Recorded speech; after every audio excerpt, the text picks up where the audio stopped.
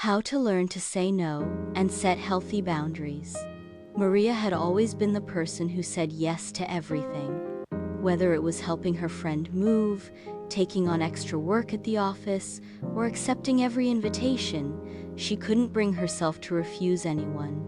She felt that if she didn't say yes, she would disappoint others, or they might not like her anymore. But despite her constant efforts to please others, Maria always ended up feeling exhausted and unfulfilled.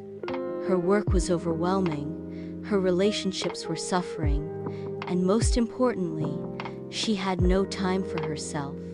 One day, Maria found herself working late at the office to finish a big project. Her friend L.O.V.E called and asked if Maria could help her organize her wedding. "Please, I know you're busy, but you're the only one who can do it this well. Can you help me?" Maria, though exhausted, once again said yes, even though she knew it would take a toll on her. Deep down, she just wanted to keep up her image as the reliable and helpful friend. But the more time passed, the more she felt overwhelmed and drained. A few months later, Maria felt like she couldn't take it anymore. She was irritable, anxious all the time, and the relationships she had with others were deteriorating. She knew something had to change, but she wasn't sure how to begin. One evening, during a conversation with L.O.V.E, Maria decided to open up about how she felt. "L.O.V.E, I'm exhausted. I've done so much for everyone else, but I never take time for myself. I don't know how to say no to people, and it's really hurting me." L.O.V.E looked at her thoughtfully and replied, "Maria, you don't have to be the one who does everything. Sometimes, you need to put yourself first." This comment hit Maria hard. She decided to seek help and began seeing a mental health counselor. In their first meeting, the counselor asked, "Maria, why is it so hard for you to say no to others?" Maria paused before answering, "I think I'm afraid they'll be disappointed in me, that they'll think I'm selfish, or that they might abandon me." The mental health counselor helped Maria understand that her need for acceptance and her excessive desire to please others had become unhealthy.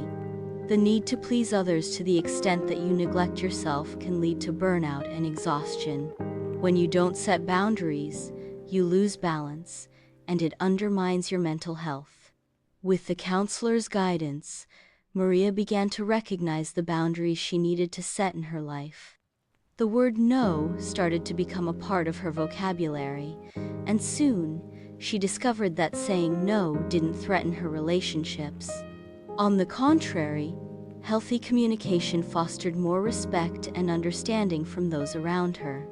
As she progressed in therapy, Maria learned that well-being wasn't just about gaining acceptance from others, but also about accepting and taking care of herself. She began to set small boundaries every day, declining extra responsibilities when her schedule was full, saying no to invitations that drained her, and taking time for herself. Her life began to change. She no longer felt constantly exhausted and learned to protect herself.